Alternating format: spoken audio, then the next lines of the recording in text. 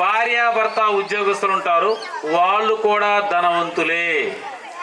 అలానే తర్వాత ఎవరైతే ఏ ఇంట్లోనైనా ఒక్క ఉద్యోగస్తుడు ఉంటే వాళ్ళు ధనవంతులే, వాళ్ళు గొప్ప వాళ్ళ కింద అన్నారు. ఉదాహరణకి ఇప్పుడు మన బద్దు నాయక్ మాస్టర్ గారిని, సైదా మాస్టర్ గారిని చూసాం.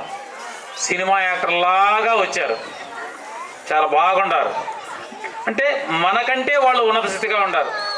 అలానే అదే మాస్టర్ గారు ఇంకొక మాట చెప్పాడు, ఏ ఇంట్లోనైతే ఇద్దరు పిల్లలు ఉన్నారో ఆ ఇద్దరు పిల్లల్ని పనికి పంపకుండా బడికి పంపితే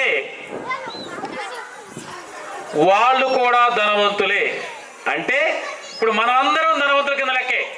మా దగ్గర ఇద్దరు పిల్లలు ఉన్నారండి కాబట్టి మేము ధనవంతులు. ఎలా? మనము మన పిల్లవాడిని పాఠశాలకు పంపి చదివించాలి. చదువు విజ్ఞానం కొరకు మాత్రమే. ఎదుటి వ్యక్తి యొక్క మోసాన్ని, ఎదుటి వ్యక్తి మనకి చేసే అన్యాయాన్ని గ్రహించటానికి ఉపయోగపడుతుంది ముందు, తర్వాతనే ఉద్యోగం. అలానే ప్రభుత్వ పాఠశాలలోనే చదివించుకోండి. ప్రభుత్వ పాఠశాలలో చదివించుకున్న విద్యార్థి పెద్దవాడైన తర్వాత అమ్మా నాన్నకి అన్నం పెడతాడు, అతని భార్యని గౌరవిస్తాడు. అతను ఉద్యోగరీత్యా బద్దు నాయక్ మాస్టర్ అచ్చింపేటలో ఉండా, సైదా నాయక్ మాస్టర్ గారు సత్తెనపల్లిలో ఉండా. ఇక్కడ మా అమ్మ బాధపడుతుంది.